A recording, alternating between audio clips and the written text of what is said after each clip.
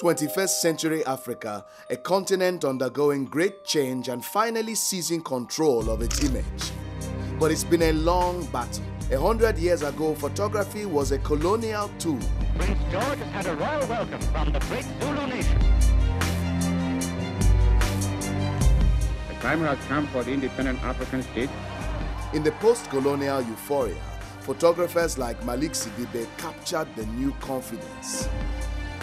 But elsewhere, the narrative was of a corrupt, unmanageable continent, often reduced to just one image. Now, a new generation is using photography to celebrate, to question, and represent a continent on the rise.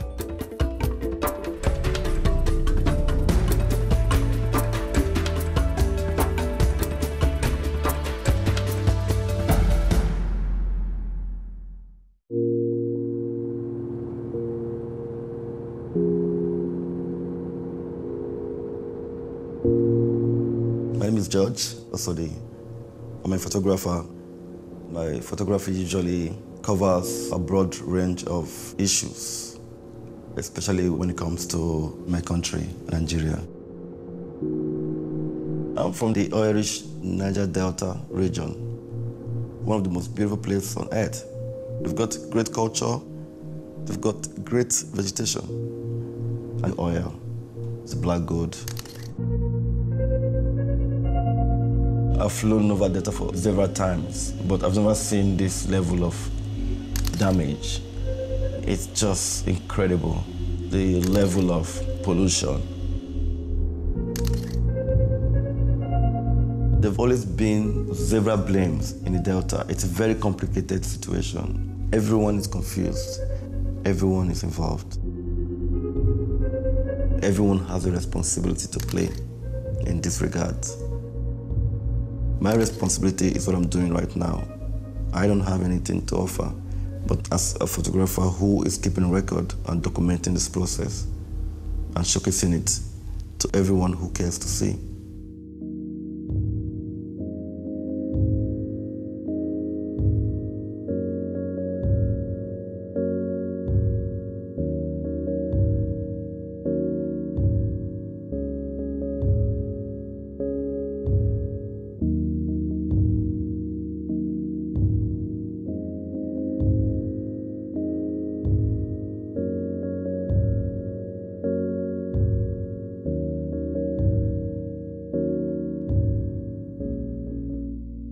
I worked in a bank, but deep down in me, I was not satisfied. So I decided to resign and take up a camera.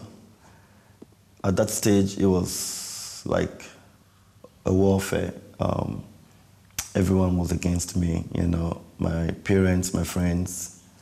They were like, what is this you're doing? You just had a good job and you're leaving it for this? That's not gonna put food on your table?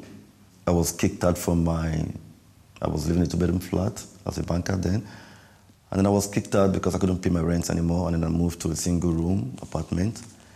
And I had to sell everything I had just to finance my photography. But then there was this burning thing in me that wanted me to just do something much more creative.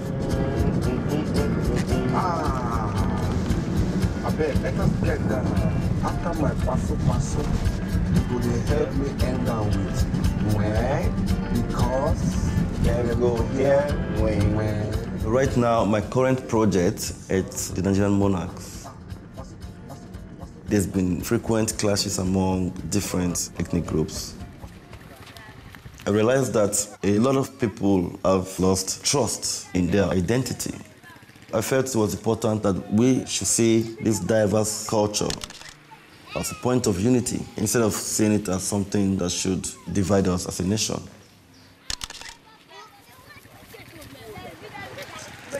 All right, bye. And the easiest way I could approach this was to look at the monarchy structure in the country, because they are even closer to the people than the governors.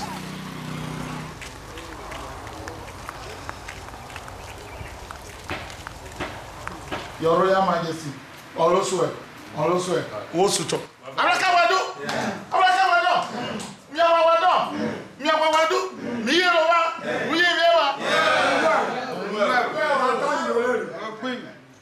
The drinks there, the cola nuts, and the money, they are for you people. This is your table specially prepared for you people. We jointly chew the cola nut together and drink together.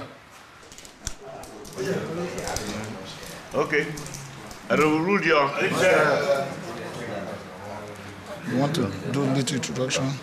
Yes, and just ask him very few questions, you know, and then we'll do the photo shoot because I don't want to lose the lights outside. Okay.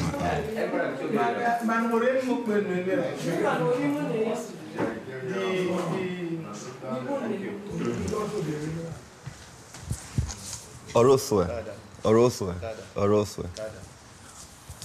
Your Majesty, I want to thank you so much for giving us this warm welcome. It makes me feel like I'm just in the right kingdom at the right time. Thank you, sir. Thank you. So, Your Majesty, some say that these great diverse cultures in this country should divide us, and some say no, it should be a form of unity. We want to hear from your perspective.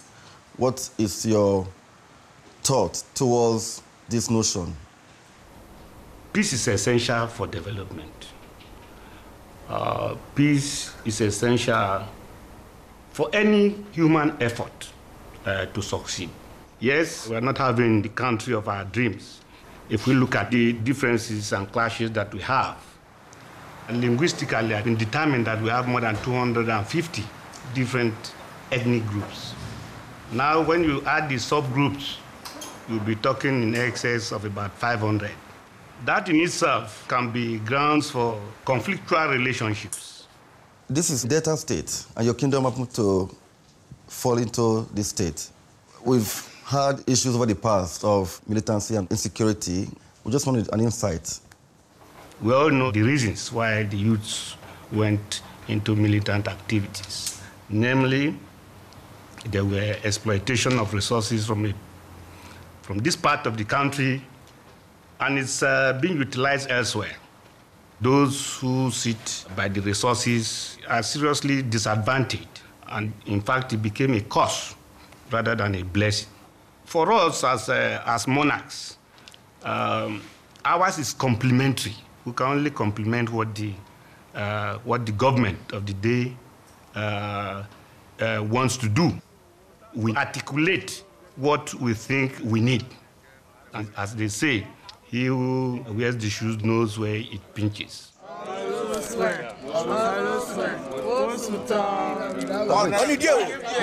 Wait. Hello, sir. Hello. Come on, sir. He's taller than you, so let's sir, you are covering him, sir. Behind me. No, sir. See how these people are staying. That's it, sir. Like this. Sir. Like this. Okay. That's it. Okay, that's fine. Good. Yes, let's try something. I just want women on one side and then men on one side. I try to put some chiefs behind just to create a little bit of compact texture, but then a lot of them still prefer to stay in front. You see the attires, everything was very traditional and very beautiful. I mean, you're facing the camera and you want to see yourself looking rich and good. It's for people to come out in their own grace and dignity. So if they do that, all I have to do is to blend and flow with the rhythm.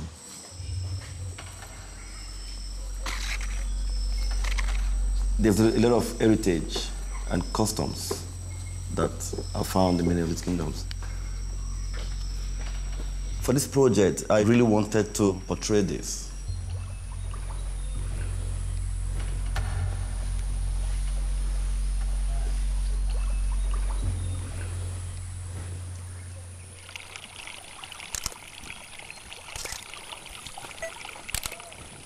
So we are right now at the source of the famous Ethiop River. The unique thing about this river is from under a very huge cotton tree and spreads into so many kingdoms. That's it. This is the source. Let me find out from the guy who's got here. Hey, friend, could you just give us a little bit of insight? Yes. As you can see now, the water is reaching under the big tree. This is the cleanest and the deepest water in West Africa. Yeah, as you can see now, there are people that come to pay homage to this place. Yeah. Because, you know, we are Africans. Yeah. You cannot rule out idol worshiping. I know. Yeah, people are still worshiping the tree to remove the river. Okay. You see, they're coming to have the sacrifice made.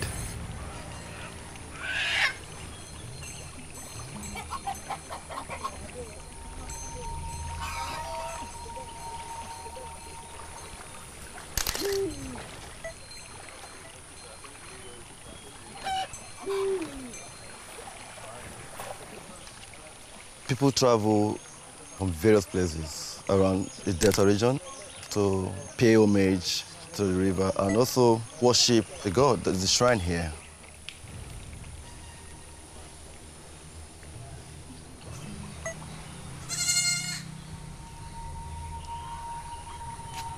So is it the chief priest of the shrine? Yes. Okay, very good.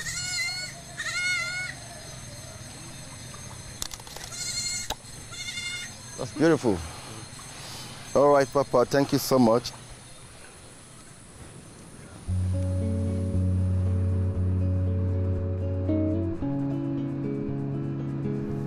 Looking at photographing about 100 kings, because about 100 years ago, precisely in 1914, the British merged these various kingdoms to become one country called Nigeria.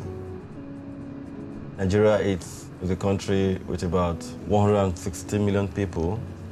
That makes it the largest black nation in the whole world. So that's like a gold mine in terms of its people and culture.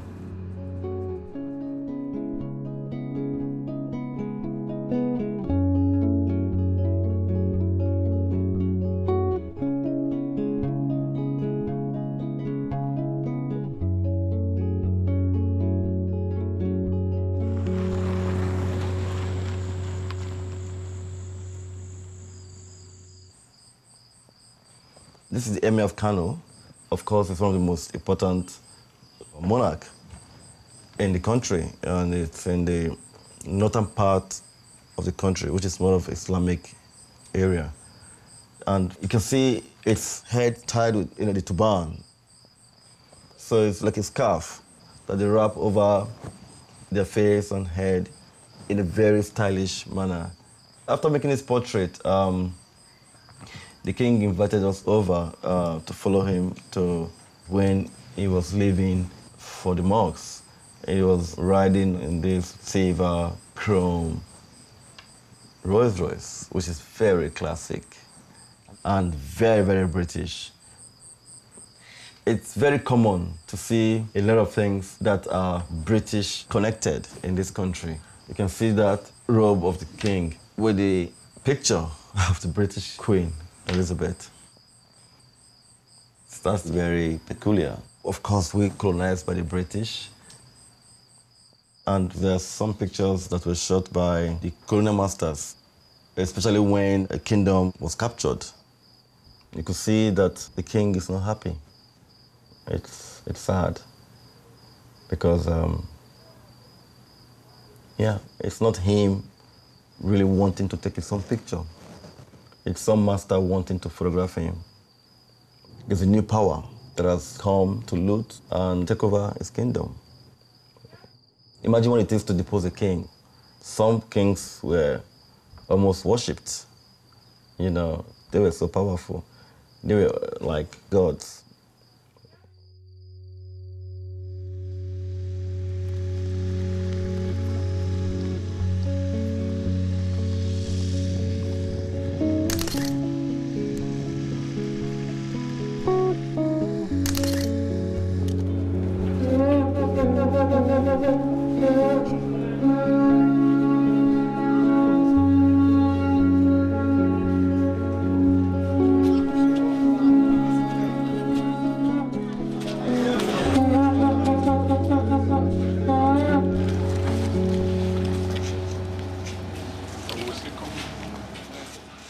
documenting our past or our history. We are not too good at that. Most things that have happened in the past in the country were actually documented by foreign photographers from Europe or America.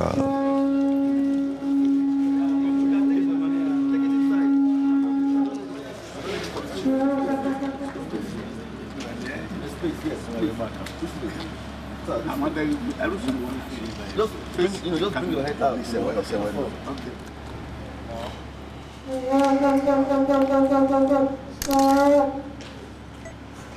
Minister, thank you. Thank you so much. Give it to Valentine. Yes. Okay. Yeah, please. Take with your camera. He knows how to take it. Okay. Okay. There we go. Okay. Your Majesty. Thank you so much. George, I've been very, very impressed with your work. You're a pride to this nation because you're a young man that has decided with love and passion to go the lengths and breadth of this country to showcase to the rest of the world where you come from. That is something very laudable. When we are having many crises in the country, you are indeed taking your time to show the country at its best. Nigeria is quite young where it concerns the Agbo Kingdom. This kingdom, dating back as far as 721 BC, being one of the oldest kingdoms in the entire Africa. Our people were here during the times of Christ. I see it as an opportunity. The monarchy is certainly an opportunity to serve my people. For example, during the worst of the crisis, when the Niger Delta was a very, very hotbed, I personally went to the creeks. I knew that it was a very dangerous thing to do, but I will never forget the shock of the Niger Delta boys that the king of Agbo would come to the creeks and try to build some form of harmony. We are all representations of the earth as a whole. We are all like capillaries, veins, blood vessels. If any part of the world is sick, then we as the world are sick. The world is almost 70% water, and truly the human body is equally 70% water. So I think in that, God tries to show us something. We cannot separate ourselves from each other.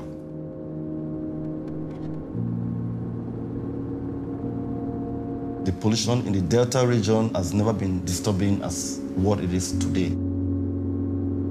We have so many oil companies operating in the Delta. Some of them once in a while would make mistake and then an oil spill into the vegetation. Sometimes they clean up, sometimes it's left. But now you have young men in their thousands that feel that they don't really have any means of survival, and that it's easier for them to break into pipeline, steal oil, refine it, make money. What they will say, it's the wealth in their backyard. Of course, they don't have the technical ability to clean up the spills that can arise as this result.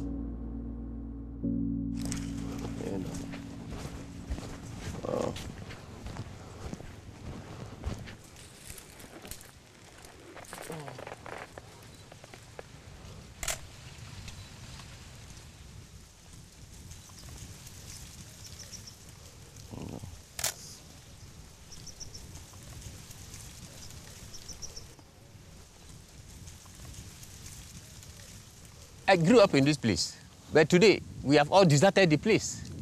No single fish will be found inside. No single fish.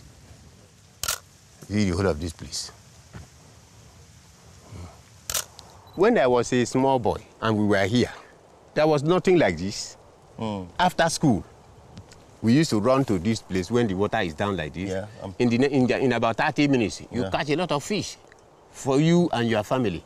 This beach were lined up with fishing boats belonging to fishermen from Goi community. But now, as you can see yourself, no single boat. Well,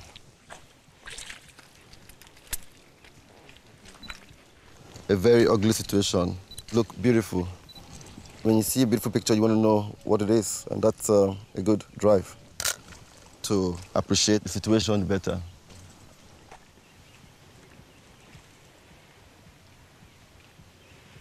Where's that? Somebody saw us, and they maybe called him on phone that we are here. Yeah, go. Yeah. They employ youths where they call them surveillance contractors. Yes. Who are supposed to be watching the pipelines. Yes. So being one of us from this community, I can't send him back. No.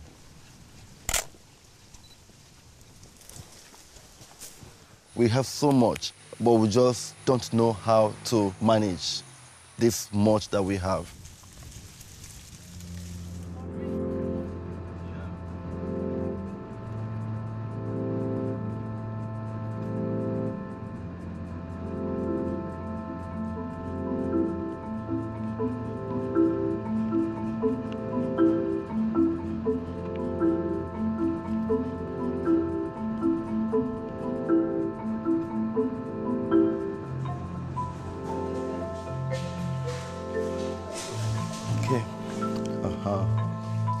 Yeah, that's it.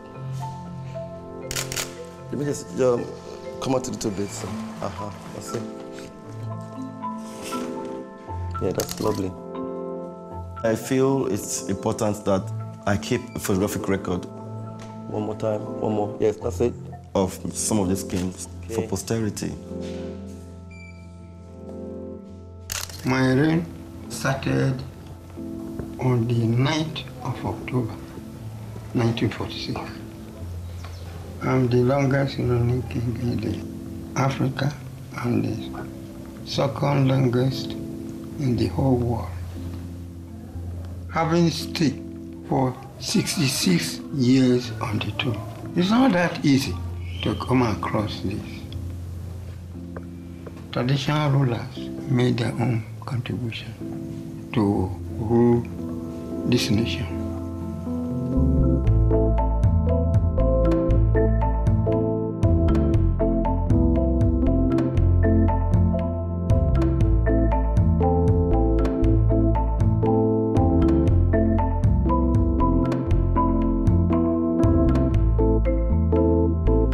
This work is a wonderful throwback to the issue of identity, the issue of subjugation. I mean, it's not angry, it's not aggressive. Yeah. It's still relevant. I don't know, I think we have to really take the time to plan this exhibition, to plan the show so that we show it in the best possible way, so that we can also engage not just the art crowd or the cultured crowd, as it were. We should be able to engage the younger generation of people who really want to get to understand where we're coming from as a nation, all the things we've lost. I mean, look at that. This is the Onion of Ife. It's looking very simple and straight, you know. It's incredible. You're offering a new identity. Yeah. We've seen them displaced. We've seen them subjugated. Yeah. We've read about these in our history books. But to have a compilation that represents them in a dignified manner. And celebrates them as well. And celebrates them as well. In their, you know, sort of ecology. Yeah. This is one of my favorite portraits. I plan to have them like really, really blown up, huge. I can imagine. See them hanging on the wall in a very elegant manner. I really can't wait for that time. Seriously. I'm excited about it, actually. Yeah.